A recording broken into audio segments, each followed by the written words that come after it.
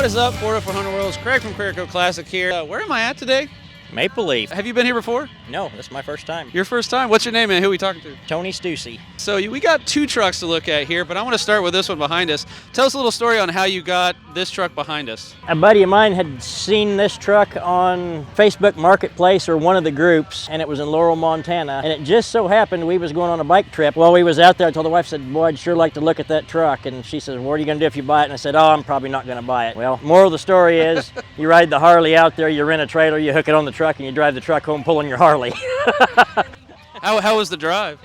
It was hot, no air conditioning, but the old truck done good on the way home. Heard right all the way home. What year is it? 79. Like, did somebody build it or anything like that? The story I got was a trucking company bought it, and two brothers traded it back and forth, and one of their buddies bought it and repainted it in the 90s, and it sat in the garage after that. He did put a 429 in it, really? So it's got a little better motor than factory. Gas mileage is fantastic. Fantastic, and it is a one-ton. This is the first year they made a four-wheel drive one-ton single rear. I love it. I mean, it's something about lifted trucks that are long beds look short beds. It's sort of nice. It looks good. And you got the little cargo thing in the back there. So is this restored to stock specs as far as you know? Really close, other than the motor. Like I said, a 400 is what it would have had in it. Well, they did a good choice on that. That's a good engine. Let's pop the hood, man. We go back in time here. And that is original paint. Is it original? Oh, underneath, yeah. Is there anything that they did to the engine? Just a little RV cam, not much. It's pretty well stock, a low compression motor. Cool. Well, hey, what's your favorite part of the truck? Driving it, yeah, absolutely. Nice, nice. If you were to change something or add something, what would you do, you think? Pop the motor up just a little bit. It could use a little compression and a little help in that area. But I mean, it pulls good, but not what I would like. What is some stuff that you've changed? This truck is almost rust-free. There was a spot about the size of a silver dollar in the door and one above the fender, so I had that side fixed. Put a better carburetor on it, better fuel pump, got it where it didn't do any vapor locking, and other than that, pretty much drove it. Changed wheels and tires, buffed all the paint out, got it back shining again. And well, it looks like it's ready to party. Business front, party in the back. I want to go to your next truck. This isn't over, guys. We got another truck he has over here. All right, let's get a good look at this truck here, man. We have this one over here. What's the story on this one? Well, my first vehicle was a 67 Ford short wide bed. So you pulled the trigger on two? Well, yeah.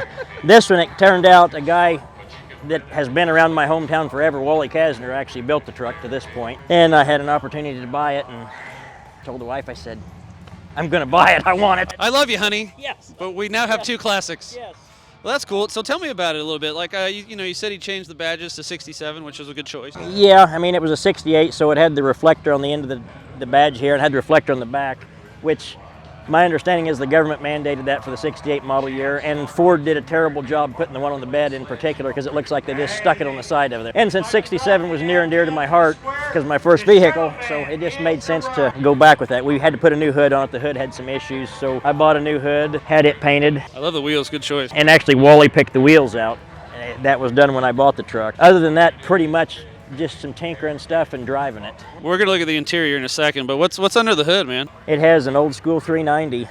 Boy, you don't like fuel economy, do you? No. Is this engine hopped up at all? Yes. Yeah. It runs pretty good. It's about 450 horsepower. Nice. Bored and stroked, or do you think anything like that? Nope.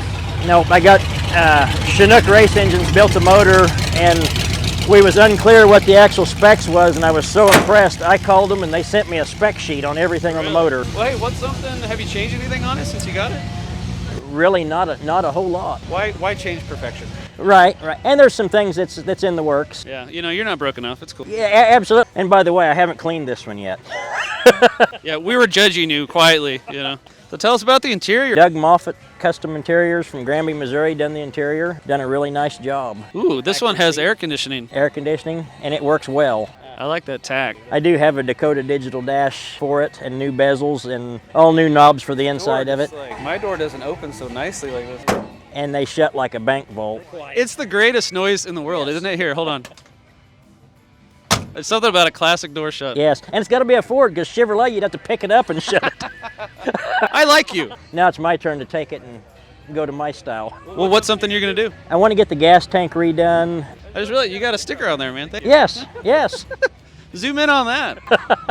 Thank you for rocking that sticker. It's amazing how far those stickers have gone. Like, they're in other countries and stuff. Well, that's cool, man. You got two beautiful trucks. Are you local around here, I'm guessing? Seneca, Missouri, just south of here, about 40 miles. Well, you got two beautiful trucks, man. I mean, I've got two trucks, but not as pretty as yours. But 2 classics too many? I don't think so. No. No. Man, thank you for your time. I'm going to quit bugging you and get back to cleaning your truck. I appreciate it. And if you ever need any help with any parts or anything like that, we do like auto crafters, work with a couple companies. So hit me up, okay? All right, absolutely. Sound good, man? Thank you so much. Thank you. See you guys. See you.